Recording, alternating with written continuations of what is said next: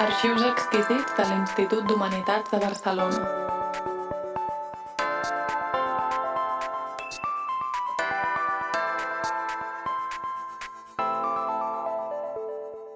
La novela de la que íbamos a hablar es una novela muy importante, es una novela con la que yo tengo una implicación especial porque tuve amistad con Roberto Bolaño y además lo conocí. ¿Se oye? ¿Qué es lo que se oye? ¿Redumba? Bueno, decía que tenía una implicación especial con esta novela porque tuve amistad con Roberto Bolaño y justo el día que lo conocí, él me habló de esta novela. Y en fin, y tuve además el privilegio de ser el primer reseñista que tuvo la novela. Y en fin, es una novela que con el tiempo, aunque yo creo que la gran novela de Bolaño es 2666, sin embargo, Los detectives salvajes cierra el siglo XX en lengua castellana con una novela sorprendente, cuyos efectos en lo que es la literatura. Bueno, decía que es una novela muy importante en el ámbito de la lengua castellana porque es una novela que catalizó un montón de tendencias que estaban, digamos, latentes en la narrativa en lengua española, sobre todo latinoamericana, desde hacía bastantes años, y constituyó por sí sola un fenómeno editorial y un fenómeno de lectura casi tan poderoso como el que tuvo 30 años atrás o 25 años atrás el boom de la literatura latinoamericana. Es decir, no sé si os explicaba el otro día a propósito del Lebrero que después del gran boom, la gran eclosión de la narrativa latinoamericana en los años 60, que se prolongó hasta bien entrados los 70, hubo una resaca formidable en todo el mundo con lo latinoamericano. Digamos que la fórmula parecía agotada, el realismo mágico había generado varias secuelas y epigonías, la última de ellas la de Isabel Allende, y digamos un poco parecía que un poco el entusiasmo y el deslumbramiento que había ocasionado esa irrupción de todo un continente en la literatura mundial, pues en fin, se había trastocado, como ocurre siempre con las modas y con las tendencias, en una especie de desinterés y hartazgo hacia lo latinoamericano, que en España fue muy poderoso, muy grande. Fue muy grande debido a que la irrupción del boom tuvo en España tuvo en España consecuencias, yo siempre lo he señalado, consecuencias muy problemáticas, porque irrumpió justo a finales de los 60, cuando buena parte de los mejores escritores de este país habían emprendido ellos mismos por cuenta propia un proceso de renovación interna que les llevaba desde el realismo en el que habían empezado sus primeros pasos hacia apuestas literarias tan radicales como la de Juan Goytisolo con su trilogía del mal, del Conde de Don Julián, etc. García Hortelano con su Gramática Parda, había irrumpido Martín Santos, estaba el fenómeno Juan Benet. Es decir, que hacia los años 60 la literatura del franquismo estaba, después de 15 años de incubarse, estaba preparada para una eclosión muy poderosa con escritores de primera fila, ya maduros, que estaban a punto. ¿Ahora no se oye con esto? ¿Ahora? Sí. Y entonces, cuando se daban las condiciones para una auténtica eclosión de la literatura española, que se hubiera producido, yo tengo una absoluta convicción, y tanto más con la coincidencia de la agonía de Franco y el proceso de renovación que se abría con la expectativa de lo que venía después, llegó el vendaval del boom y arrasó. Ya nadie quería leer autores españoles, todo el mundo quería leer a Vargas Llosa, a García Márquez, y digamos que un poco el potencial literario quedó desplazado, ¿no?, por esa irrupción imprevisible de tantos autores tan deslumbrantes y tan geniales. ¿Y qué ocurrió? Que luego, cuando muere Franco y empieza la transición, lo que llegó fueron las ganas como de hacer barrido y cuenta nueva, ¿no?, de hacer un borrón y cuenta nueva. Y entonces no se hizo caso a esos viejos escritores que ya habían empezado a renovarse desde mucho atrás, pero se los consideraba cosa del pasado, se los asociaba a la etapa que se cerraba, y entonces llegó la nueva narrativa con los nuevos autores jóvenes, y en ese proceso de ensimismamiento que tuvo la cultura española en los años 80, toda esa gran literatura de los años 60 y 70, que tenía escritores talentosísimos, pues quedó un poco obviada, ¿no? Y entre tanto, en ese fenómeno de autosatisfacción y de autorreconocimiento que tuvo la cultura española en los años 80, no quiso saber nada de autores latinoamericanos, ¿no? Un poco lo del boom también era agua pasada, y fue un momento, la mayoría de los que estamos aquí lo podemos recordar, fue un momento de cierto adanismo cultural y de ciertas ganas como de empezar de cero, de cuando España se puso de moda, de la idea de que podíamos prácticamente refundar el país, ¿no? Haciendo un poco borrón y cuenta nueva y un pacto del olvido, del perdón y todo esto que ahora con el revisionismo de la transición pues ha cuestionado tanto. En fin, la cuestión es que ser autor latinoamericano en los años 70 y 80 en España era una maldición. Y Bolaño tuvo la mala fortuna de llegar a Barcelona, a esta ciudad, en el año 76, si no me acuerdo mal. Ahora ya no me acuerdo, esperar. Qué importante la fecha. Creo que es el 76 o 77. Al comienzo del posfranquismo, ¿no? Y se tragó, en carne propia, se tragó la travesía entera del desierto. Es decir, llegó justo cuando la estrella de los latinoamericanos empezaba a declinar, y atravesó toda su estancia en España, todo el resto de su vida, pues siendo un autor, primero que él era poeta, llegó aquí como poeta, pero luego cuando en los años 90, a consecuencia de habérsele declarado una enfermedad hepática que no tenía nada que ver, como se ha dicho tantas veces, con las drogas y con el alcohol, sino sencillamente era un mal que se hubiera desencadenado en cualquier circunstancia, pues ya casado, ya con un hijo, se dio cuenta que... Gracias. Bolaño a comienzos de los 90, después de haberse pasado 15 años, él vino aquí con su madre y, como se sabe, hizo todo tipo de trabajos, fue guardia de camping, hacía artesanías porque su madre tenía un puesto de artesanías de estas tan típicas de que tenían los latinoamericanos y sobre todo los argentinos en los 80 y 70. Y bueno, malvivió como poeta, como joven poeta, hasta que le tocó un poco sentar cabeza, y cuando vio que como poeta mal lo tenía y que tampoco podía continuar ya de camino a la cuarentena, viviendo a salto de mata, teniendo un hijo, pues optó por vivir de la literatura, y entonces hizo el tránsito de la poesía a la novela. Empezó a escribir cuentos, cosa que siempre había hecho. Empezó a enviarlos a todo tipo de concursos. Fue una época en la que España todavía ocurre, pero en aquel momento todavía más. No había ayuntamiento, diputación, comunidad, no había nada, ninguna institución pública que no tuviera su premio literario, ¿no? Generalmente, además, bastante bien dotados económicamente, con lo cual había todo un circuito de escritores que, sin haber sido nunca publicados, vivían de ganar o de quedar finalistas o accesis en premio de literatura breve de la Diputación de Salamanca, ¿sabes? Entonces te premiaban, algunas veces te publicaban, pero eran unas publicaciones municipales que quedaban en los sótanos del ayuntamiento correspondiente, pero así, ganando por allí 5.000 pesetas, por allí 25.000, por allí 40.000, por allí una mención y solo 10.000, pues Bolaño vivió mucho tiempo así. Vivió mucho tiempo como una especie de escritor sumergido y publicando de vez en cuando en alguna revista. Con su amigo Antonio García Porta publicó un libro hecho a cuatro manos, una novela muy divertida, que es Consejos de un discípulo de Joyce, ya me acuerdo el título. Pero bueno, digamos que emprendió una carrera de escritor, ¿no? Ganando premios muy discretos, pero una carrera de escritor.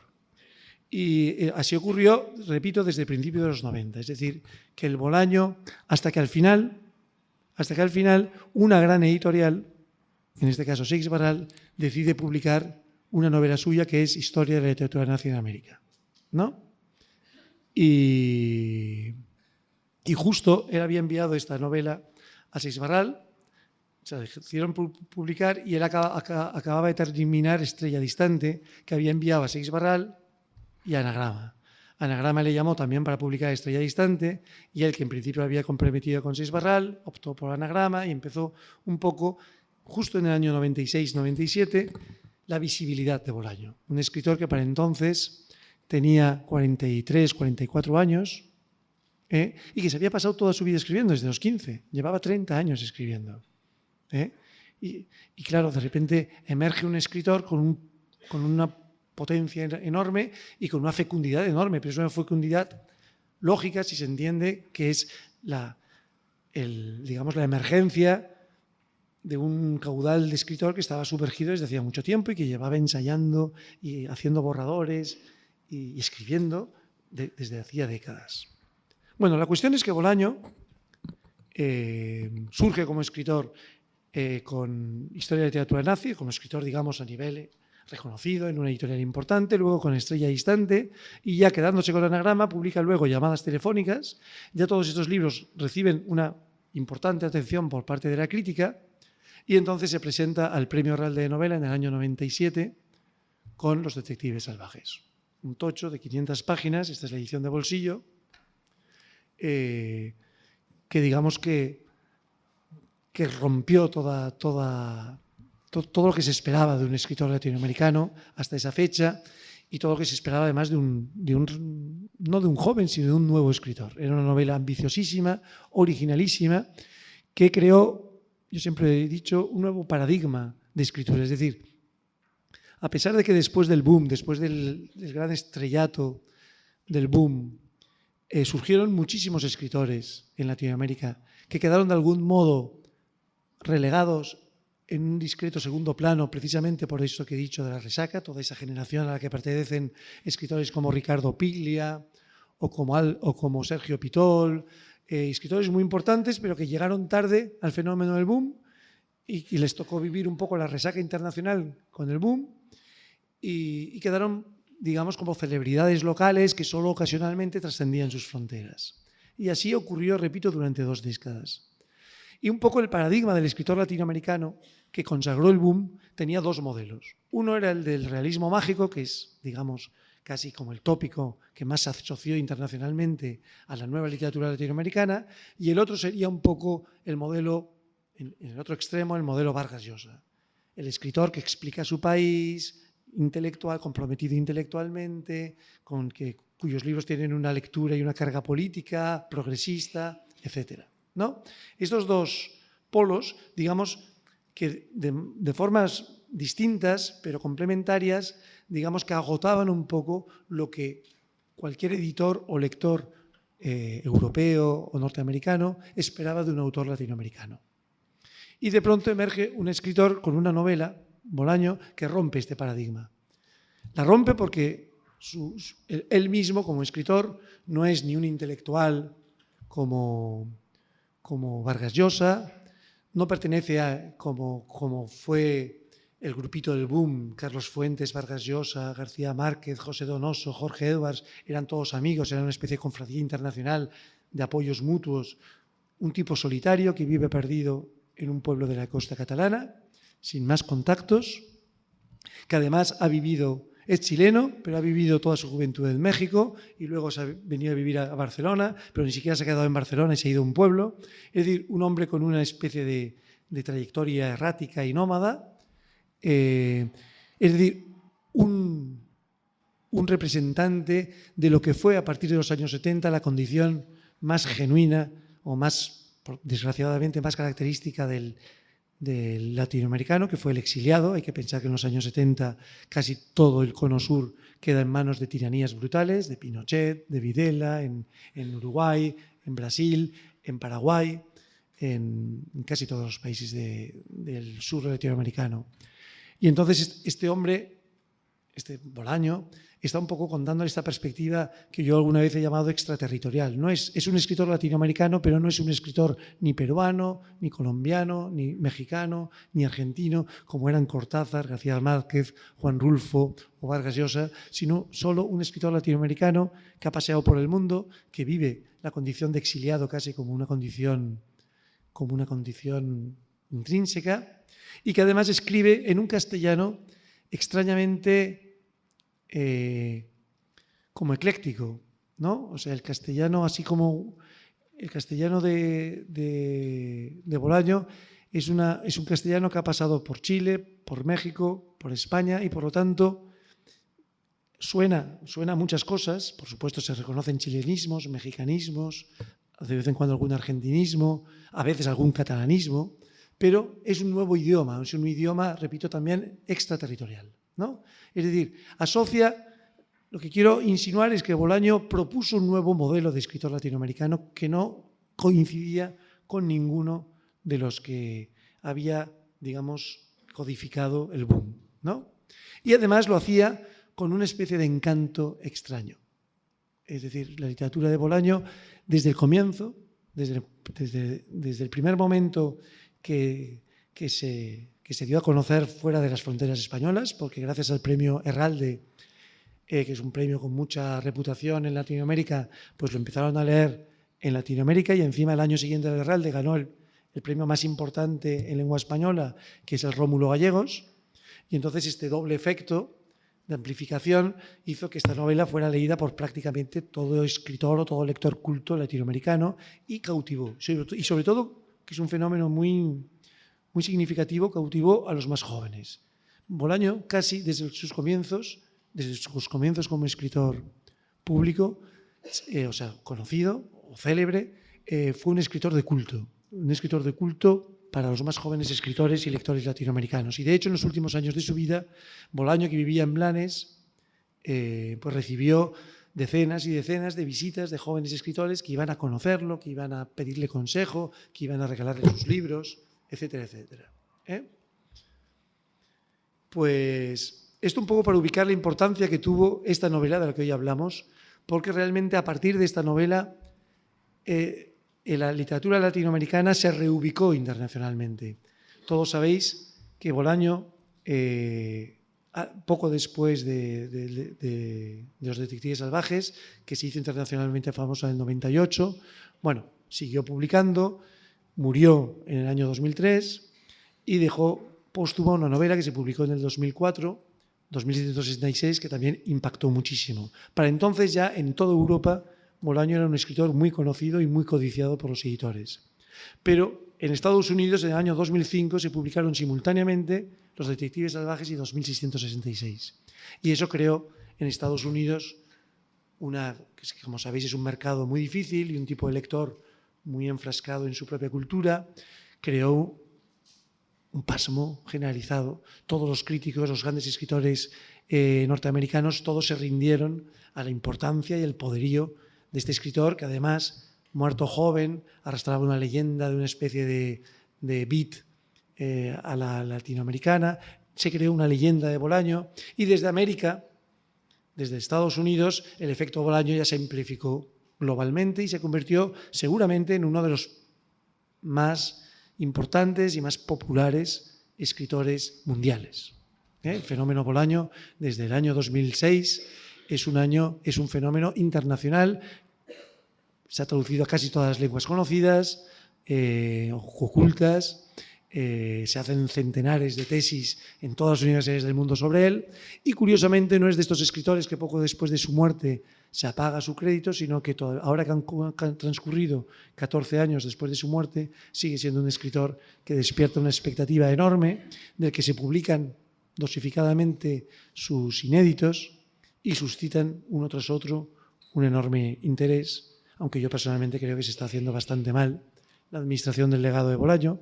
Pero da igual, la expectativa Bolaño sigue allá, sigue muy fuerte y está justificado.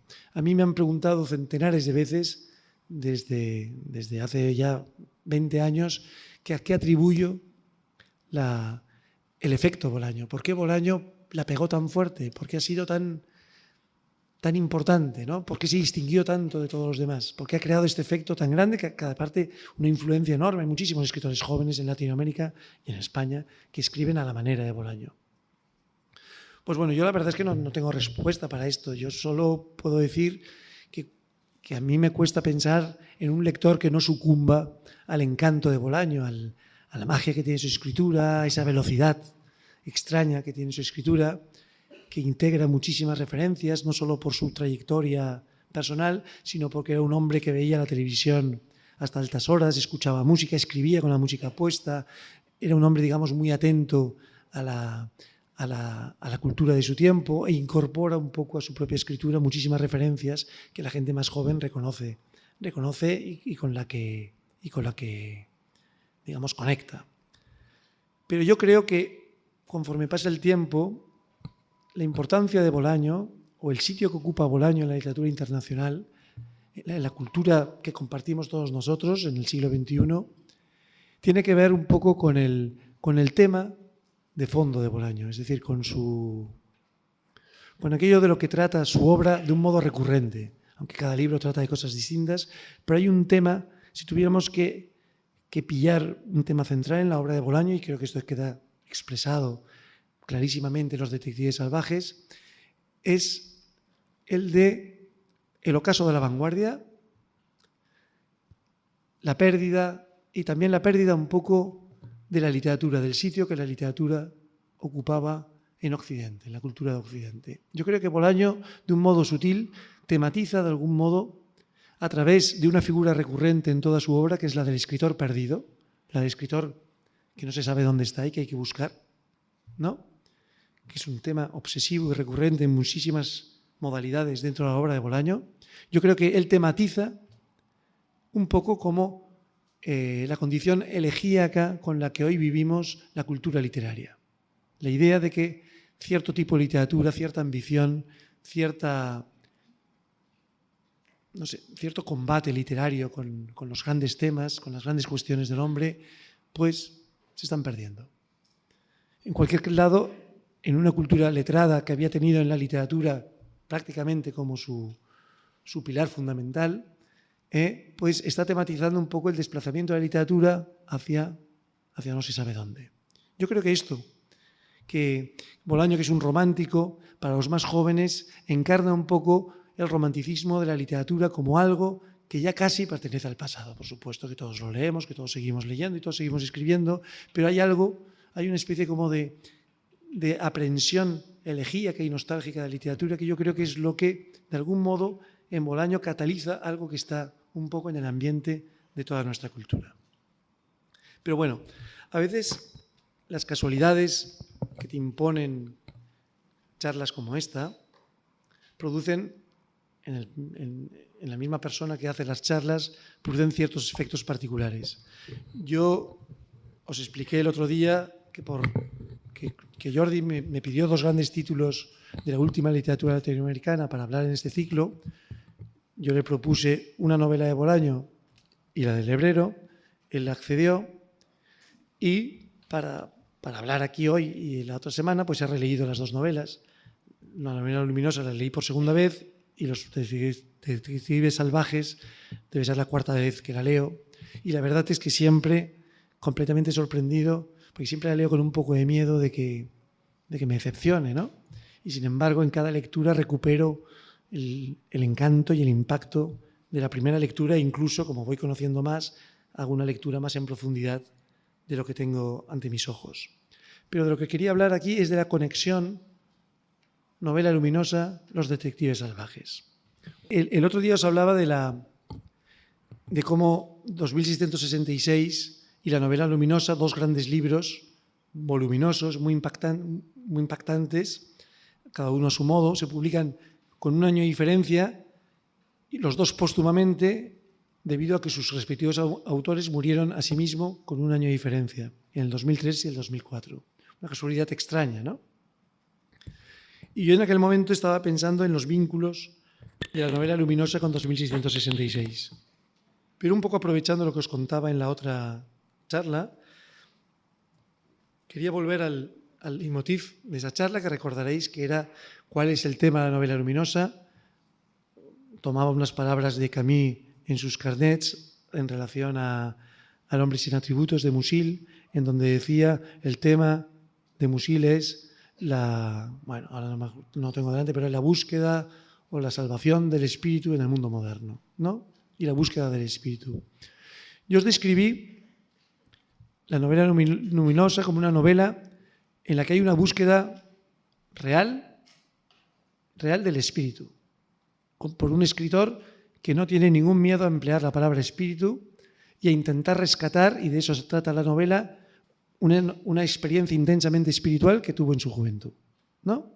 Y os conté cómo toda la novela era el intento de recuperar esa luz en una vida absolutamente desastrosa de un hombre incapaz de gobernarse a sí mismo, incapaz de acostarse a la hora, incapaz de reprimir su tendencia compulsiva a enfrascarse con programas de ordenador, con páginas pornográficas, con juegos de distracción, con lecturas policíacas.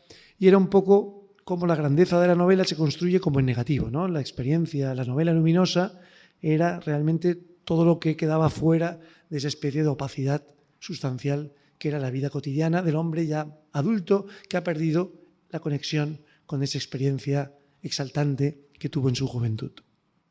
Y como al final de la novela luminosa teníamos el intento valentísimo por parte del Lebrero de reconstruir, sabiendo que fracasa, esa experiencia luminosa, y nos enteramos que esa experiencia luminosa era una experiencia espiritual en el sentido, o sea, era el amor, era la primera comunión, era una experiencia mística en un sentido casi literal, ¿no? Pues bien, releyendo Los detectives salvajes, de un modo, o sea, aprovechando un poco, si lo tuviera que decir de pronto sonaría demasiado extravagante, pero creo que también podríamos decir de un modo más atrevido que trata de eso, que trata de la salvación del espíritu en el mundo moderno. Lo trata de un modo muy distinto, porque el espíritu para Bolaño no es como para Lebrero una experiencia mística o de orden místico muy intensa que tuvo en su juventud. El espíritu para Bolaño es la intensidad que puede procurar la experiencia literaria, la literatura, en concreto la poesía, que sería un poco como la nuez de toda tradición literaria, ¿no? Y la nuez de la propia vocación de escritor de Bolaño, que fue siempre poeta por encima de todo. Entonces yo diría que el tema de Los detectives salvajes es el intento de salvar también el espíritu, pero repito, ya no en la tradición de la mística, por así decirlo, de la experiencia cuasi religiosa, sino en la tradición de la literatura, pero la literatura como experiencia total. Es decir, la literatura que practicó el romanticismo sobre todo y la vanguardia en los últimos estertores del romanticismo. Cuando, desde Rimbaud, con su famoso Cambiar la vida, y luego los vanguardistas, con las vanguardias históricas, con todas sus modalidades, el surrealismo, el dadaísmo, el futurismo, la idea de que con la literatura y con el arte se podía transformar la sociedad y se podía cambiar las condiciones, no solo uno mismo, sino la sociedad entera. Ese fue el último destello de una tradición literaria que creía en el poder de la palabra, en el poder no solo transgresor, sino el poder revolucionario de la palabra, ¿no? Y yo creo que Bolaño, podríamos llamar espíritu a eso. Repito, es otra tradición espiritual, pero no deja de ser tan espiritual como aquella a la que apela Mario Lebrero. Pero en cualquier caso, la simetría de la novela es muy curiosa. Estoy forzando, por supuesto, el paralelismo, aprovechando que hemos hablado de los dos libros. Pero si pensamos en lo que era la novela luminosa, en la novela luminosa vemos a un hombre que empieza a escribir un diario para recuperar una experiencia. Había una frase muy bonita que no me he apuntado para venir aquí, pero todo el rato el leitmotiv del libro venía a ser algo así como recuperarse a sí mismo, ¿no? El personaje aquel quiere recuperarse a sí mismo, quiere redimirse a sí mismo. El hombre adulto, cochambroso, arruinado, quiere recuperar lo que supo él que puede ser, quiere recuperarse, ¿no? Y toda la novela, el famoso diario de la beca, era un intento, a través de la escritura, de recuperarse a sí mismo, de buscarse a sí mismo y de encontrarse a sí mismo en su plenitud de carácter espiritual. Pues bien, aquí también, en Los detectives salvajes, que presumo que muchos de vosotros habéis leído, para quienes no habéis leído, os hago el resumen. Un resumen, perdonad los que lo habéis leído, la grosería del resumen. Pero esta novela tan gorda se puede resumir muy fácilmente. digamos esquemáticamente. Comienza con el diario de un jovencísimo poeta, ni siquiera poeta, de un aspirante a poeta, Juan García Madero, que va a un taller de poesía en México y que en una de las sesiones del taller de poesía irrumpen en ese taller dos poetas vanguardistas, jóvenes también, Ulises Lima y Arturo Belano, que dicen pertenecer a una nueva vanguardia que ellos han inventado, que es la de los realvisceralistas, ¿no? Una vanguardia hecha un poco con el patrón de las viejas vanguardias históricas de los años 20 y 30, ¿no? Pero estamos en los comienzos de los años 70, han pasado 40 años, muchas cosas. Y entonces García Madero, que es un joven de 17 años, queda completamente fascinado por esos dos poetas y quiere sumarse a ellos, y quiere sumarse a este grupo. Ellos, Ulises Lima y Arturo Belano, cuando lo saludan, o sea, prácticamente al momento de conocerlo y saber que él es poeta, lo admiten en el grupo. Cosa un poco insólita, porque él dice que es poeta, pero no ha escrito ni un poema. Y ellos lo admiten en el grupo de poesía, pero no han leído ni un poema suyo. Es decir, todo ocurre de un modo, como digamos, un poco arbitrario, ¿no?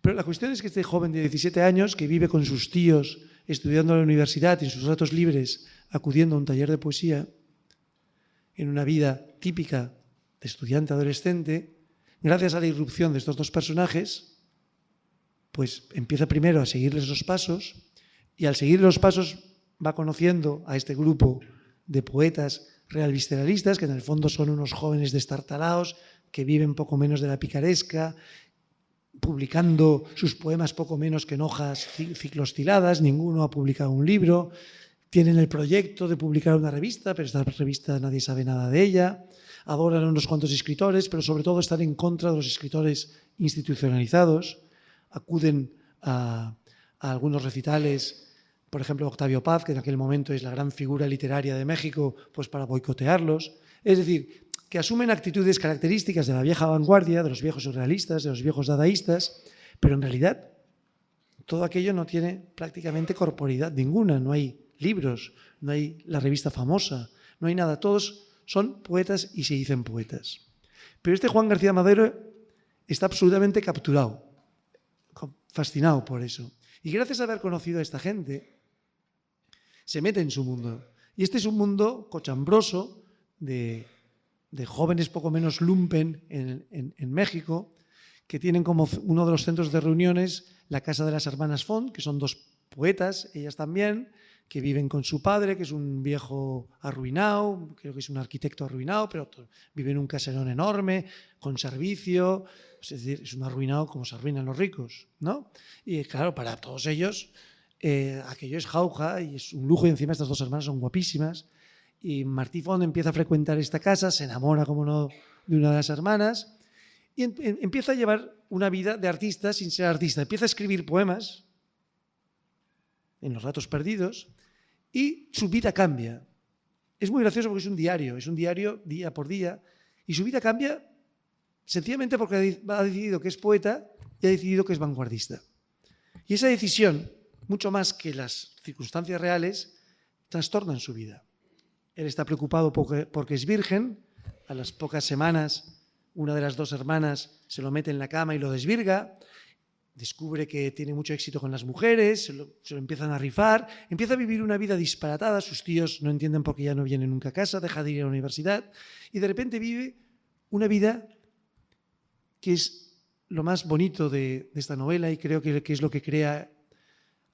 Hay gente insensible a este encanto, pero creo que es lo que crea adicción entre los jóvenes a esta novela, que es que recrea perfectamente la intensidad de la juventud. Y sobre todo de la intensidad de las lecturas juveniles y de lo que uno, cuando es muy joven, se piensa que es la literatura, ¿no? Y la literatura a este joven poeta, le cambia la vida. Pero no porque lea ningún poema importante, que no lee ninguno. Y no porque escribe ningún poema importante, porque no sabemos qué poemas escribe. Y nadie los lee, ni los publica.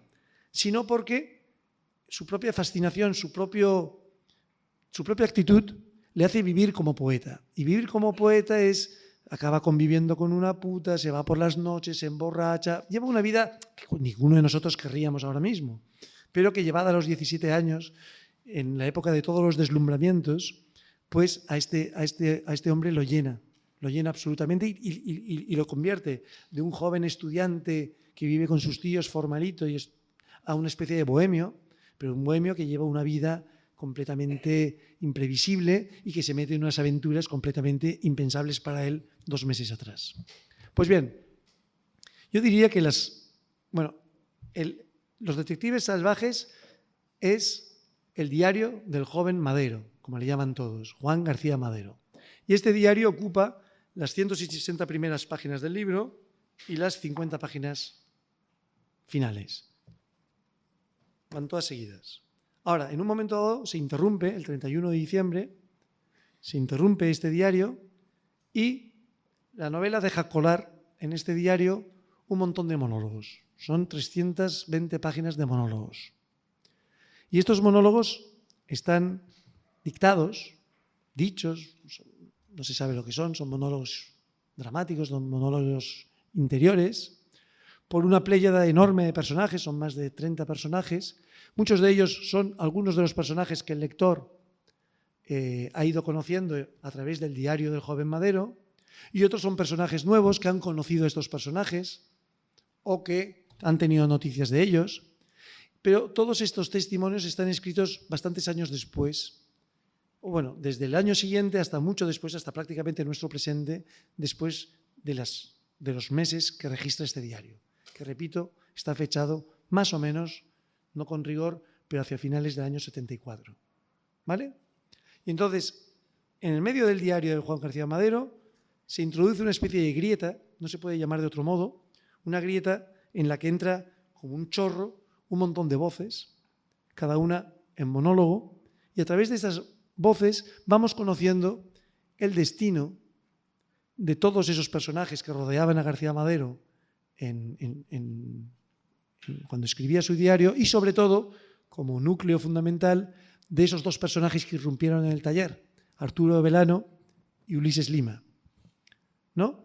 2 poetas que huyeron de México, de los que se perdió el rastro, y entonces todos los testimonios de algún modo acaban conectando con qué fue de Arturo Belano y Ulises Lima. Supongo ya que todos sabéis que Arturo Belano es el alter ego de Roberto Bolaño y que Ulises Lima es el alter ego de Mario Santiago Papasquiaro, y que era el intimísimo amigo de Bolaño durante sus años en México.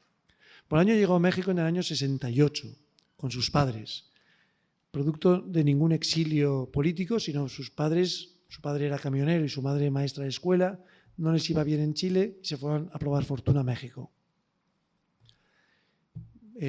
Bolaño llegó allí con 13 años, se puso a estudiar, hizo sus amistades, pero cuando en Chile llegó la Unidad Popular, Allende, con ese momento prerevolucionario, el primer sistema comunista, o sea, el primer intento de implantar el comunismo en Latinoamérica por vía democrática, pues en el entusiasmo, en el fervor político que eso creó en todo el mundo, pero sobre todo en Latinoamérica, fue de México, se despidió de sus padres y se fue un poco a vivir la revolución a Santiago de Chile. Con tan buena suerte que al mes de llegar, Pinochet da su golpe de Estado. Bolaño fue detenido, esto se ha contado muchas veces. Él era melenudo, el típico aspecto que tenía, un chico de 18 años, melenudo, con barbas, como eran el 90% de los jóvenes latinoamericanos a mediados de los 70. Y entonces tuvo la suerte inmensa, no se sabe lo que podría haber ocurrido con él, podría haber sido un desaparecido más, podría haber estado en la cárcel unos meses, podrían haberlo soltado, no se sabe, pero la cuestión es que en aquellos momentos tan siniestros él tuvo la suerte de que uno de los policías que custodiaba el calabozo en el que estaba el enterrado era amigo suyo de la escuela. Lo reconoció y le dijo, hombre, este es Bolaño, tal, este es... y lo sacó. Él, no más salir del calabozo, regresó a México por piernas, ¿no? Y en México, ya con 18 años, se introdujo en los ambientes literarios y a través de estos amigos que realmente no eran ni siquiera gente culta, eran gente paupérrima, todos ellos de la microburguesía, o sea, de la pequeñísima burguesía o del proletariado, pero con aspiraciones literarias. Y fueron ellos los que, sobre todo siguiendo el modelo de una vanguardia peruana que se llamaba Hora Cero, que era casi de la misma calaña, decidieron fundar una escuela, o sea, una vanguardia en México, y que llamaron los infrarrealistas. Es decir, los infrarrealistas fue realmente un movimiento poético auténtico que tuvo lugar en México en los primeros 70 y que fundaron Roberto Bolaño junto a Mario Santiago, los dos poetas, los dos veinteañeros, y los dos se convirtieron, como ocurría en las viejas vanguardias de Europa en los años 30, en pequeños dictadores que decían tú sí, tú no, a ti te echamos, cosa un poco absurda porque no tenían ningún reino, pero sin embargo ejercían un poco con ese gesto vanguardista. ¿Qué es el infrarrealismo? Se ha dado muchas vueltas a esto. ¿Qué es el infrarrealismo? El infrarrealismo fue, de hecho, mucho más un gesto que una tendencia literaria. En realidad, cuando uno lee lo que escribieron esos jóvenes poetas en los años 70 y lo que fueron escribiendo luego a lo largo de sus vidas, porque a consecuencia del éxito de Bolaño y a consecuencia del éxito de esta novela, que noveliza Los detectives salvajes, a través del diario de García Madero, noveliza lo que fue el infrarrealismo en el infrarrealismo en el México real de los años 70, ¿no? Pero, claro, de esta vanguardia tenían noticia 4 pelagatos, nada más. La atención por esta vanguardia, que apenas tuvo visibilidad en su momento, vino dada por el éxito de esta novela. Y a partir de entonces, a partir del 98, lectores fanáticos de esta novela empezaron a recuperar la memoria de esa vanguardia y empezaron a descubrir que muchos de los miembros de esta vanguardia vivía uno como profesor en Estados Unidos, el otro se había suicidado, el otro no había vuelto a escribir poesía, el otro seguía siendo un poeta poco menos que clandestino en una ciudad perdida de México. Pero seguían, muchos de ellos seguían. Y de hecho, a quienes les interese este tema y a quienes hayan leído Los detectives salvajes y tengan curiosidad, la semana que viene, el martes, dentro de una semana exactamente, en la Casa de América, vienen casi todos los infrarrealistas que quedan vivos. Vienen aquí a dar una especie de recital y estaremos allá presentándolos porque nunca han venido a España y vendrán a presentar una antología muy buena que ha hecho uno de ellos sobre el movimiento y con lo que han escrito todos ellos a lo largo de todos estos años. Pero esta novela, entre sus muchas virtudes y rarezas, tiene la de haber regenerado un movimiento que no constaba, que no había pasado a los manuales de la literatura y que, sin embargo, gracias al éxito de esta novela y haberse convertido esta novela en una novela de culto, pues ha vuelto a la vida a un montón de poetas que habían permanecido completamente olvidados. Pero, insisto, lo que cuenta García Madero, esos dos personajes de Ulises Lima y Arturo Belano, que constituyen un poco el hilo rojo que atraviesa toda la novela, es verdad, es la vida de Bolaño joven en México cuando tenía 18 años y ese grupo de los realvisceralistas de los que se habla aquí es un trasunto literario de los infrarrealistas que sí existieron. Y prácticamente todos los personajes de esta novela tienen un correlato real. Podemos coger sus nombres del 90% y decir quiénes eran y atribuirles una identidad real que se corresponde en buena medida con lo que se dice de ellos en el libro. Por lo tanto, este libro, tan encantador y tan extraño, a la vez es un libro extrañamente testimonial, extrañamente verídico, casi diría autobiográfico, en el que Bolaño se mitifica a sí mismo, no a sí mismo, sino a su propia juventud. Bolaño lo que cuenta en esta novela es 30 años después, lo que él fue como joven poeta, lo que quiso ser como escritor y como poeta. Cuando tenía 20 años, vivía en México y fundó una escuela de vanguardia. Esa experiencia fue fundamental para Bolaño. Bolaño vivió, como he dicho antes, con la intensidad de la juventud, con la intensidad que de un modo muy cándido y muy conmovedor transmite en su diario García Madero, vivió la literatura como una forma de vida, no como una afición, no como una práctica, no como una disciplina con la que uno pues practica para convertirse en profesor o en escritor, no, sino como una forma de vida, como algo que ordena toda la existencia. ¿Por qué? Porque a través de la literatura se tiene acceso a una especie de intensidad que no procura prácticamente ninguna otra dimensión de la existencia. Esto es lo que Bolaño rescata. Es decir, si nosotros contábamos que la novela luminosa era el intento de recuperar esa experiencia luminosa que tuvo Lebrero cuando tenía entre 15 y 25 años, que tuvo varias, ¿no? Yo diría que esta novela hace lo mismo, solo que la experiencia de Lebrero, el espíritu de Lebrero, es una búsqueda interior de una experiencia íntima e interior. Trascendente, pero al fin y al cabo íntima e individual. Mientras que la de Bolaño, que al igual que Lebrero, ya mayor, ya habiendo entrado un poco en el cauce de la vida corriente, habiéndose convertido en un escritor que publica, en un escritor justo lo contrario de lo que sería el escritor de vanguardia, ¿no? Un escritor que publica en editoriales conocidas, que gana premios internacionales, justo aquello contra lo que su juventud se rebelaba, ¿no? Contra la idea de que la literatura se podía institucionalizar, con la idea de que la literatura podía convertirse en un negocio, ¿no? O en una forma de lucro, no de vida, sino de lucro, ¿no? Pues Bolaño lo que hace es intentar recuperar esa intensidad, ese espíritu. ¿Y cuál es el espíritu de Bolaño? No es el espíritu de Lebrero, es el espíritu de la literatura romántica, de la vanguardia, el espíritu de la vida artística, del arte, ¿no? En realidad, el Bolaño que se da a conocer, os he empezado a contároslo así, el Bolaño que se da a conocer públicamente es un Bolaño novelista. Pero ese Bolaño novelista que decide vivir de la literatura a partir de los años 90 y empieza a escribir para eso relatos y novelas, había sido hasta entonces, es decir, desde el año 68 o 70, pongamos, hasta el 90, durante 20 años, poeta. Fundamentalmente poeta, y además poeta de vanguardia. Lo más difícil y lo menos comercial del mundo, ¿no? Y por lo tanto, en ese tránsito de la poesía a la novela, hay ya una derrota, en cierto modo. Hay una abdicación, hay una resignación. Es decir, yo viviré de la literatura, pero para eso dejaré de ser poeta radical y vanguardista y seré novelista y narrador, ¿no? ¿Pero qué hace el novelista y narrador?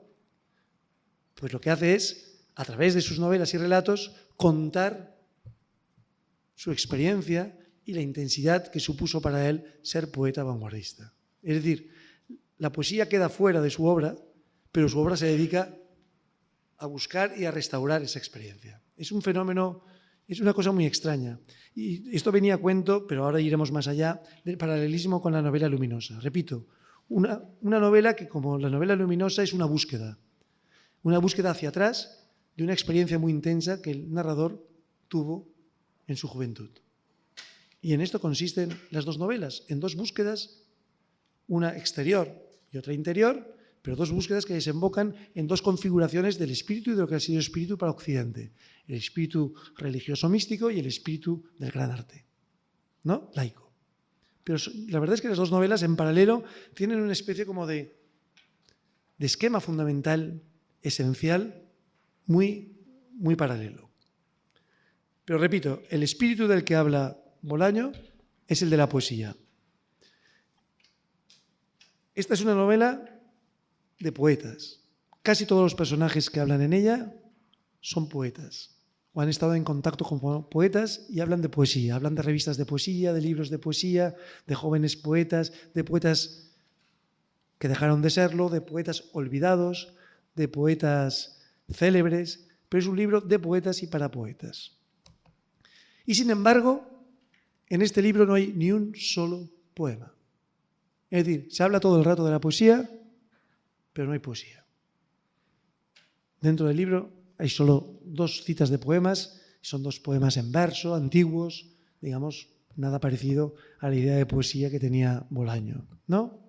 Es decir, si yo os dije que la novela luminosa constituía de algún modo el negativo de esa luz, de esa experiencia luminosa que intentaba capturar, yo diría que este libro es el negativo de la gran poesía. Es decir, Bolaño reconstruye la intensidad y el fulgor de la poesía, pero la poesía no está en el libro. La poesía es el negativo de este libro. Este libro está lleno de poetas, se habla todo el rato de poesía, pero la poesía es la gran ausente. Del mismo modo que la gran ausente de la novela luminosa es la experiencia luminosa, en su pura intensidad, ¿no? Y en esto también es importante. Las dos novelas trabajan sobre la ausencia de su objeto. Las dos novelas se construyen como moldes, ¿no? Sabéis que cuando se hace un molde, se saca luego un molde de cobre o de lo que sea, se saca luego el molde y lo que queda es el negativo, o no sé cómo se llama, pero el grabado de la figura que hemos sacado. Las dos novelas serían eso, el soporte de un molde al que le hemos sacado el objeto y reconocemos el objeto, pero el objeto no está. Y esto es Los detectives salvajes. Esos monólogos que se cuelan en medio del diario de García Madero son los monólogos, en su mayor parte, de esos poetas jóvenes que ya tienen 30, 40, 50, 60 años, han envejecido, muchos de ellos han fracasado, muchos de ellos les ha ido mal en la vida. Es una novela que combina Los detectives salvajes, los que lo habéis leído supongo que tenéis el recuerdo intenso de eso, combina la intensidad y la alegría más arrebatadoras con la tristeza más terrible, la tristeza del paso del tiempo, del fracaso del tiempo, de la opacidad del tiempo, ¿no? Digamos que ese gran chorro que hay en medio de la novela sería un poco lo que es el diario de la Beca en la novela luminosa, la parte oscura de la vida, ¿no? Que recuerda la parte luminosa. Y ahí están esos viejos poetas infrarrealistas o realvisceralistas, según nos atengamos a la ficción o a la realidad, contando cómo les fue. Y les fue, en general, mal. Y muchos de ellos dejaron de creer en la poesía, y muchos de ellos dejaron de escribirla, y muchos de ellos dejaron de tratar a los poetas y se convirtieron en funcionarios, en maridos, en trabajadores, en lo que fuera, pero dejaron de ser poetas. Pero la poesía está allí, como una especie de sordina, como una especie de resplandor que o ilumina sus vidas o, en cualquier caso, estuvo en el origen de su decadencia, de algún modo, por así decirlo, ¿no? Y en ese sentido este es un libro bastante fúnebre, en el sentido de que hay una tristeza enorme, hay un sentimiento de pérdida enorme de lo que fue esa intensidad de la juventud y esa intensidad de la experiencia poética. Y hay una especie de llamamiento nostálgico, pero un poco desesperado, a que sea posible recuperar eso. Es posible ser ese niño inocente que es García Madero, virgen, ¿no? Que se deja enloquecer por unos fantasmas que son unos poetas que se dicen líderes de un movimiento que no existe, que no tiene revistas, que todo es de boca, ¿no? Y al que él pertenece sin que nadie haya leído ni uno solo de sus poemas. Ese mundo de ficción que tiene algo de paródico. Bolaño se burla un poco también, muy cariñosamente, pero se burla un poco de esa juventud en la que militó, ¿no? Es decir, la vanguardia que dibuja Bolaño, y que tiene, insisto, una base real, pero es una vanguardia de cartón piedra. Esa gente no ha hecho nada, no ha publicado nada, no ha escrito ni un gran poema. ¿Pero qué es esto? ¿No? Y están ahí expulsando. O sea, todo es como, en el fondo, un ejercicio del poder, pero un poder inútil porque no hay poder ninguno, ¿no? Entonces hay algo también paródico, pero esa parodia, sin embargo, no consigue aplastar el arrebato y la nostalgia de aquello que se parodia. Repito, la experiencia de la gran poesía. Pero repito lo importante que es y lo significativo que me parece a mí que esta gran novela, como en realidad toda la obra de Bolaño, se construye sobre una ausencia. Os he dicho que el tema recurrente de Bolaño es el escritor perdido, el escritor del que nadie sabe. Bolaño, pensar que se pasó desde los 20 hasta los... soy fatal para los números. Él nació en el 53, pongamos 20, 73, 93, 25 años siendo escritor, escribiendo toda su vida y queriendo ser escritor de un modo, pero sin apenas publicar, sin ser conocido. Es decir, que tuvo suficiente tiempo, o sea, cumplió 43 años cuando empezó a ser conocido, lo cual significa que le dio tiempo de pensar que a lo mejor no iba a ser conocido. Que todas esas carpetas que acumulaba en su mesa, pues a lo mejor se morían con él y su viuda las vendía, las malbarataba o lo que fuera. Pero digamos que tuvo mucho tiempo para considerar la posibilidad de que todo su talento, todas sus ganas, toda su pasión no le sirvieran para nada. Que se convirtiera en uno más de tantos escritores de los que no sabemos nada y que no sabemos ni siquiera si eran buenos o malos, ¿no? Y por eso yo creo que Bolaño trabajó tanto este tema, porque lo vivió en carne propia. Él vivió durante mucho tiempo la experiencia de ser escritor y no ser conocido. Y ser solo escritor, querer ser solo escritor. ¿No? Porque ser escritor, si tú trabajas en un trabajo normal, tienes una vida normal, los fines de semana escribes un poemita, un relato, bueno, no pasa nada si no eres conocido. Pero si solo quieres ser escritor y lo único que te importa en tu vida es leer y escribir, ¿no? Y ves que nadie se va a acordar de ti y nadie te va a leer, eso ya es más dramático. Y Bolaño juega esa posibilidad. Pero sobre esa posibilidad no fantasea un destino propio, una nostalgia de la fama ni nada de eso, sino que intuye lo que os decía al principio. Yo creo que intuye uno de los grandes temas de nuestro tiempo, que es como la posibilidad de que todo aquello que dábamos por muy cierto, esa literatura que nos ha acompañado siempre, desde Homero, esa gran tradición que ha articulado la cultura letrada y humanística de todo Occidente, pues que con el tiempo, en el futuro, se pierda. Que acabemos todos sin saber qué fue de esa gente, qué eran esos escritores y qué era leer y qué era escribir y de qué trataba todo aquello.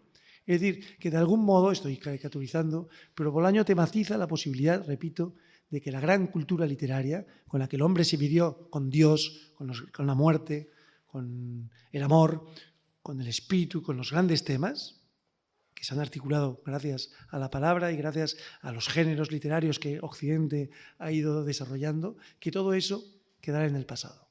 Y eso lo tematiza a dos niveles.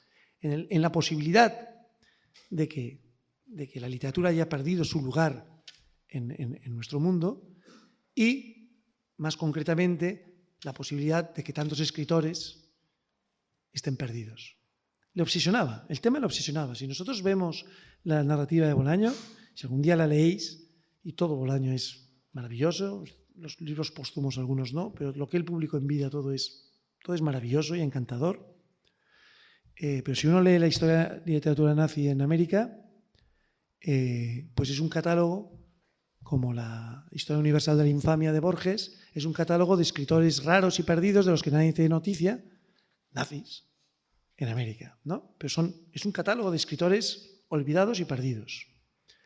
Si Estrella Distante es la búsqueda de un escritor que se dedica, un escritor que, bueno, una especie de sádico, un escritor del mal, pero bueno, es la búsqueda de un escritor del que no se tiene noticia. Los detectives salvajes, ¿qué hacen Arturo Belano y Ulises Lima en la novela? Pues en realidad toda la novela consiste, bueno, lo que hacen es buscar a una tal Cesárea Tinarejo, que se supone que fue la primera real bilceradista, de la que nadie ha leído un poema ni nada, pero ellos están convencidos de que es la gran poeta mexicana. Y están tan convencidos de que la convierten en una especie de mito y los dos, al final, en la parte final de la novela, pillan un auto al que se sube García Madero y se van al desierto de Sonora, en el norte de México, a buscar los pasos de Cesárea Tinarejo, que se sabe por ciertos rumores que acabó su vida allí. Es decir, también la búsqueda de un escritor perdido. ¿De qué trata 2666? De la búsqueda de Beno von Archimboldi, un escritor muy importante, pero del que no se tiene noticia ni rastro, y que conduce a sus buscadores a Santa Teresa, que ya aparece en esta novela. Es decir, que el tema del escritor perdido es el tema de Bolaño, y el tema que articula recurrentemente su narrativa. Y es imposible pensar que es una casualidad. Hay que pensar en esa doble dimensión que subrayo. Primero, el morbo y el sentimiento que a él de pesar profundo y de pena profunda que a él le producía la posibilidad de que alguien dedicara su vida a escribir y no fuera leído. Y en lo que había, obviamente, una proyección personal. E, insisto, una idea melancólica y muy romántica del lugar que había ocupado la literatura, no solo en nuestras vidas, sino en nuestra tradición cultural, ¿no? Y repito que yo creo que por ahí conecta El efecto Bolaño tiene mucho que ver con que conecta con algo que de algún modo sentimos todos. Cuando leemos nosotros, los lectores, por eso nos gusta Bolaño, es porque Bolaño de algún modo remitifica la experiencia literaria y la literatura, ¿no? Y en esa especie de insistente búsqueda del escritor perdido hay una especie de insistente búsqueda del lugar que ocupaba la literatura en nuestro mundo. Repito que la literatura en Bolaño es casi siempre poesía, ¿eh? Ahora quiero leer, porque me parece muy interesante, ¿no? Quiero leer una página de un joven escritor mexicano, que muy tempranamente, de hecho poco después de que muriera Bolaño, escribió un ensayo portentoso sobre los detectives salvajes y dijo lo siguiente, que me parece muy significativo. En el año 1980, en México, Gabriel Zahid, que es un poeta y un escritor mexicano muy importante, que era muy amigo de Vargas Llosa y que estaba muy ligado a la revista Vuelta, publicó lo que él tituló una antología de poesía joven mexicana que se llamaba Asamblea de Poetas Jóvenes de México, 1980.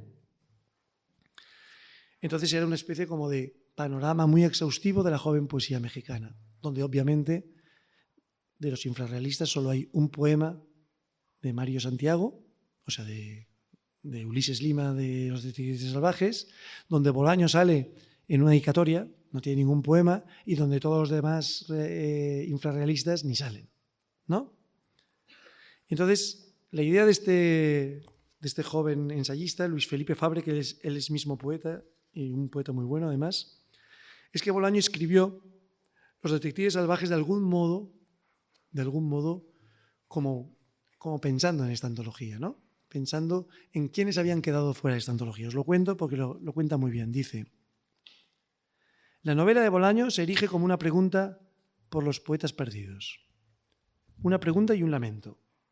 En este sentido, Los Detectives Salvajes funciona como una suerte de contraparte a la ya célebre Asamblea de Poetas Jóvenes de México de Gabriel Zahid, libro donde aparecieron los poemas primerizos de algunos autores hoy consagrados y que intentaba brindar un panorama de lo que era a finales de los 70, que es la década de que cuenta Bolaño, la actualidad poética. Porque Los Detectives Salvajes también es, a su manera, una asamblea de poetas jóvenes de México, es verdad, está poblado de jóvenes poetas. La otra asamblea, la de los poetas que amaron rabiosamente la poesía sin ser correspondidos, o que fueron correspondidos durante un minuto de fuego que se extinguió sin dejar rastro o que dejó un rastro incomprensible, ilegible, brutal. No es extraño entonces que los protagonistas de la novela de Bolaño estén inspirados precisamente en muchos de los jóvenes poetas excluidos por Zahid en su antología. Los Detectives Salvajes es una asamblea de ausencias. Ciertamente, la Asamblea de Poetas Jóvenes de México incluye obra de algunos poetas cercanos al infrarrealismo, ya os he dicho, menciona aquí a tres y menciona ese poema de Mario Santiago. Pero de algún modo podría decirse que Bolaño trabaja con el material que Zahid había dejado fuera de su antología.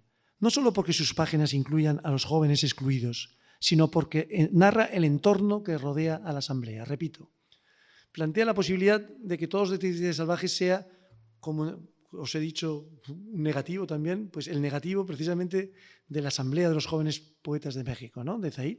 La idea de que cuente la poesía que no quedó reflejada en esa antología, que fue muy importante en México. Mientras Zahid recopila poemas de jóvenes poetas, Bolaño reproduce el mundo donde esos y otros jóvenes poetas aman, escriben, traicionan y se pierden. Nos cuenta sus vidas, pero no reproduce, y esto es lo importante, no reproduce ni uno solo de sus poemas. A lo sumo, enumera títulos, enuncia estilos, resume contenidos, sueña formas. Bolaño nos entrega el contexto, pero nos niega el texto. Esto es muy importante en las dos novelas de las que hemos hablado estos 2 días. Esta idea de que son novelas que reproducen el contexto y niegan el texto. No lo niegan. Digamos que ese texto es como inalcanzable. Los Detectives Salvajes es el afuera, no solo de la Asamblea de Poetas Jóvenes de México, sino de algo mucho más importante. Es un libro que describe la silueta de una ausencia. Fijaros la correspondencia con lo que os dije de la novela luminosa. La del poema imposible, el poema que falta en la Asamblea de Zaid, el poema que precisaba la poesía mexicana, el poema que debería haber revolucionado la poesía latinoamericana, el poema que debería haber cambiado el mundo, el poema que tendría que haber sido escrito por los infrarrealistas, pero que no fue escrito por nadie. Los detectives salvajes es el contorno vacío del poema que no pudieron escribir sus personajes. Esto es precioso. Los realistas que siguen la ruta de Rimbaud, pero en el sentido inverso. No es la puesta en práctica del Evangelio del vidente, la vida está en otra parte, sino la realización de un Nuevo Testamento. La poesía está en otra parte. La poesía está en otra parte, fuera del poema, y los detectives salvajes van en su búsqueda y en su búsqueda se pierden. Pero su fracaso tiene una nobleza de la que carecen la mayor parte de los que suelen considerarse como aciertos poéticos. No así el acierto poético de Bolaño, que consiste justamente en no escribir un poema, sino en darle forma a su imposibilidad. Del mismo modo que el hebrero, de algún modo, lo que narraba en su novela luminosa era la imposibilidad de una experiencia luminosa en el mundo adulto y en el mundo moderno, Bolaño hace lo mismo, pero con la poesía, que sería una forma de nombrar, a lo mejor, al espíritu, ¿no? Me parece preciosa esta lectura, que fue muy primeriza, de eso, de la novela como el contorno de una ausencia. Y creo que además no es solo el tema de los detectives salvajes, sino que es fundamentalmente el tema de Bolaño. ¿Tenemos un momento más? ¿Sí? Sí, porque quería... La misma idea la retoma después un escritor al que además conocéis, al que a lo mejor conocéis, que es Alan Pauls, narrador argentino, de la generación más o menos de Bolaño, que también cuenta en una conferencia muy divertida que dio en México y en la que yo estuve presente, cuenta el impacto que le produjo esto mismo, ¿no? Leer Los detectives salvajes, que le encantara, pero de acabar la novela y decir, caramba, llevo 500 páginas oyendo hablar de poetas y de poesía y no he leído un solo poema, ¿no? Y se pregunta, como se lo pregunta el joven Fabre, se pregunta el por qué, cómo se explica esto. Y se lo explica de este modo. Sabemos que no hay libro donde haya tantos poetas activos, mencionados, aludidos, citados, evocados, como en Los detectives salvajes. Es una novela que exuda poetas, casi hasta el punto de hacernos creer, o por lo menos es lo que yo creí, no solo que ser poeta es algo así como el servicio militar obligatorio al que está sometido todo personaje de novela, sino que el propio mundo, el mundo idiota, banal, irreversiblemente prosaico de todos los días, está en realidad poblado únicamente de poetas.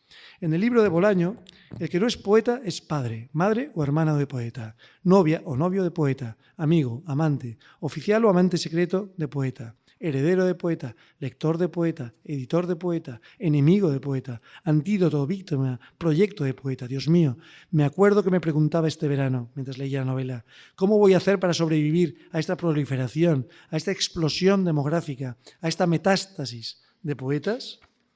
Y más adelante dice lo siguiente. Si Los detectives salvajes es un gran tratado de etnografía poética, es precisamente porque sacrifica eso, porque hace brillar la obra por su ausencia. Aquí retomamos el tema que hemos visto tratar a Fabre. Porque en el lugar central, en la médula del libro, allí donde deberíamos ver desplegarse las artes, el saber, la intuición, el don de lengua de los poetas, lo único que hay son ráfagas de aire, torbellinos hiperkinéticos, una especie de movimiento grupuscular continuo, una compulsión a respirar, a tragar aire, un gregarismo hiperventilado, un atletismo de pulmones rotos y músculos gastados, fugas hacia adelante, fugas hacia adelante. Todo eso que la gran tradición del melodrama de artista designa con una expresión perfectamente kitsch y perfectamente irrebatible. Sed de vivir. Operación extraña la de Los detectives salvajes. La poesía, la obra poética, queda afuera, del lado de lo real histórico. Mario Santiago, el infrarrealismo, la historia de la poesía mexicana. Y lo que entra en el libro, lo que se infiltra en la ficción y ocupa el sistema circulatorio de la literatura, es algo que solo creíamos conocer bajo la forma del peor de los estereotipos, la vida misma, la vida poética con mayúsculas. es el vitalismo. El vitalismo casi kerouaciano, o sea, de Kerouac, podríamos decir. El que anima una novela como Los detectives salvajes. Vitalismo contra natura, vitalismo de vanguardia, sí, en la medida en que consuma como nunca el principio vanguardista último, la abolición del límite entre las esferas, las prácticas, las órbitas humanas, la extinción de las autonomías y las especificidades, la disolución del arte en la vida. En este sentido, a lo largo de toda su carrera, Bolaño no habría escrito sino solo una cosa, un libro único, a la vez entusiasta y doliente, eufórico y fúnebre, una gran introducción a la vida artística. Y es verdad. Pero yo quería acabar con que, en realidad, el tema de la poesía, el tema de la literatura, el tema de la vida artística, repito, está asociado a una idea completamente crepuscular en Occidente y en nuestra cultura, que es la idea de vanguardia. Parece que la vanguardia ya no es posible. Parece que esa idea romántica, que fue de hecho la última floración del romanticismo, de que a través de la literatura, como proponía Rimbaud, se podía cambiar la vida, hoy en día es un sueño de adolescentes. Nadie se lo toma en serio. Se habla de las vanguardias y se añade siempre el tema de la vanguardia histórica. Y en el mundo contemporáneo, tanto en el campo de las artes plásticas como en el campo de las artes poéticas o escénicas, se habla siempre de post-vanguardia, de trans-vanguardia, pero ya nadie cree que sea posible una vanguardia. ¿Por qué nadie cree que sea posible una vanguardia? Porque nadie cree seriamente que después de todo lo que ha pasado, alguien pueda pensar que con las armas del arte, ya sea el arte de la palabra, o el arte del pincel, o el arte de la escena, se pueda cambiar algo más que una vida personal, ¿no? Y sin embargo, este sueño de que el arte podía cambiar las cosas, y este es un apunte importante a la hora de pensar la obra de Bolaño y a la hora de pensar Los detectives salvajes y la fecha en que fue escrito, este sueño fue un sueño de toda Occidente durante los años 60. Bolaño nació en el año 55, ¿no? Perdonad. No, 53, por lo tanto tenía 20 años, no, tenía 15 años en el año 68. Pertenece todavía a una generación que vivió la efervescencia de los 60, los movimientos de liberación de los 60, como una especie de utopía en marcha. Vivió siendo niño, pero ya marcándole el impacto que tuvo en todo Occidente la Revolución Cubana y el horizonte de utopía que abrió sobre todo en Latinoamérica la posibilidad de que la revolución era posible, ¿no? Y Bolaño fue, digamos, no solo un vanguardista voluntarista, o sea, un vanguardista militante a pesar de todo. De hecho, el infrarrealismo, a la vez que el oro acero peruano, son las dos últimas vanguardias de Latinoamérica. Pero no solo fue el último vanguardista junto a sus amigos, sino que también fue alguien que creyó de joven, creyó realmente en la posibilidad de la revolución. Algo que, por otro lado, creyeron centenares de miles de jóvenes como él.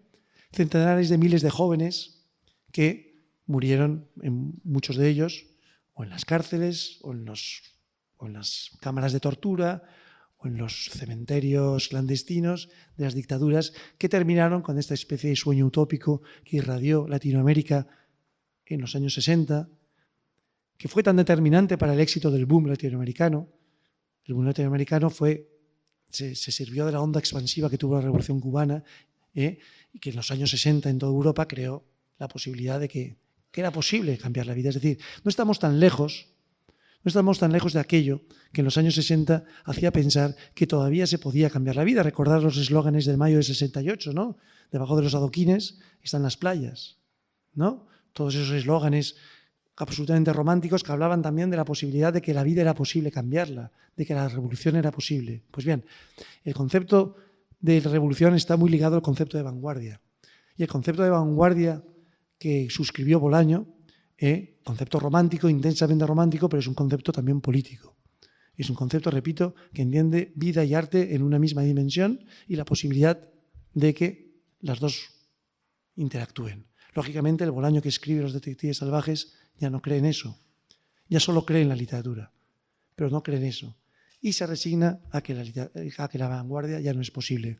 Por eso en Estados Unidos se ha hecho, en algunos sectores de la Academia Americana, se ha hecho una lectura conservadora de Bolaño, curiosamente, ¿no?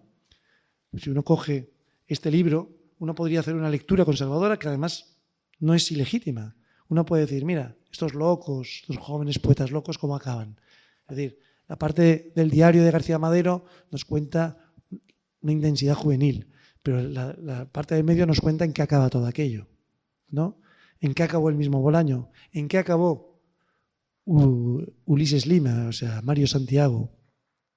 Hay algo muy conmovedor en esta novela, que es que Bolaño la empezó a escribir precisamente para recuperar esa experiencia de juventud que había compartido con su íntimo amigo Mario Santiago.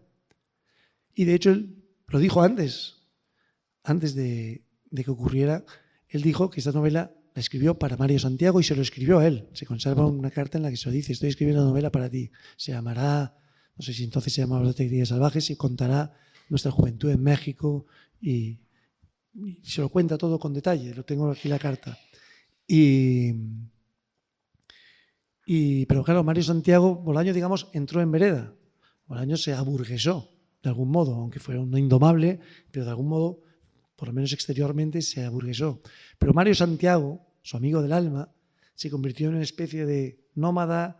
Vivió en Israel, vivió en Austria, vivió en distintos lugares de Europa y luego regresó a México. Y en México se convirtió en una especie de vagabundo, en una especie de clochar, un tipo que además metía sablazos a todo el mundo, del que la gente acabó huyendo, alcoholizado, y que murió casi el mismo mes, lo cual tiene un poder simbólico curioso, esas rimas que crea a veces la realidad. Murió casi el mismo mes que Bolaño daba por terminada la novela, murió atropellado en circunstancias misteriosas, porque quien lo atropelló salió huyendo en un callejón de México, ¿no? Entonces un poco la lectura es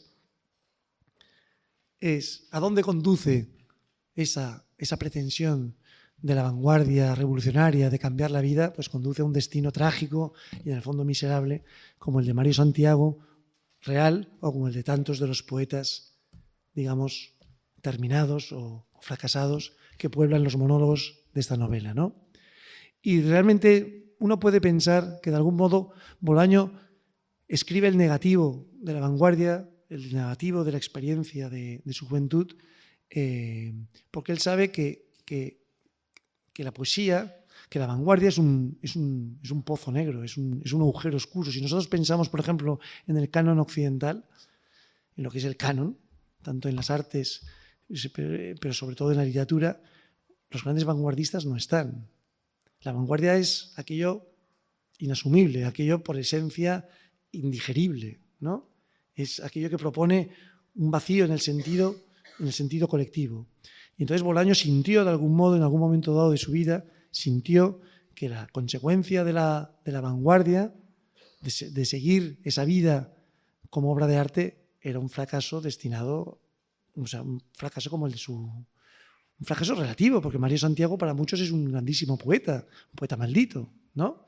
Pero Bolaño de algún modo se salvó y construyó toda su narrativa alrededor del agujero negro que había dejado en su experiencia, la experiencia de la poesía vivida, repito, como con la intensidad de una vanguardia y de una revolución. Y por eso cabe legítimamente hacer esta lectura conservadora, pero esa lectura conservadora, aparte que no tiene demasiado interés, no deja de cuestionar la gran pregunta que propone Bolaño a nuestra tradición, que es ¿qué lugar ocupa la vanguardia y qué posibilidad tenemos? O sea, ¿qué le queda a la literatura si renuncia, de algún modo, a lo que la vanguardia quiso ser, a lo que el romanticismo apuntó? O sea, si la literatura no nos sirve, como decía Kafka, si no nos sirve para cambiar la vida, ¿para qué sirve? ¿Como entretenimiento? ¿Como distracción? ¿Como ejercicio académico? De algún modo, la literatura de Bolaño plantea una de las grandes preguntas que de un modo no explícito tiene nuestra cultura, que es ¿qué hacemos con ese bagaje que el romanticismo nos trasladó? ¿Qué hacemos con todas esas grandes palabras, con todos esos grandes géneros, con todos esos grandes personajes que el romanticismo consagró, bendijo, esos malditos, esos Baudelaire, esos Rimbaud, ¿no? ¿Qué hacemos con todo eso si al final creemos que todo lo que escribieron no sirve para nada? Y si nosotros mismos somos incapaces de acceder a una experiencia como aquella desde la que ellos escribieron sus obras.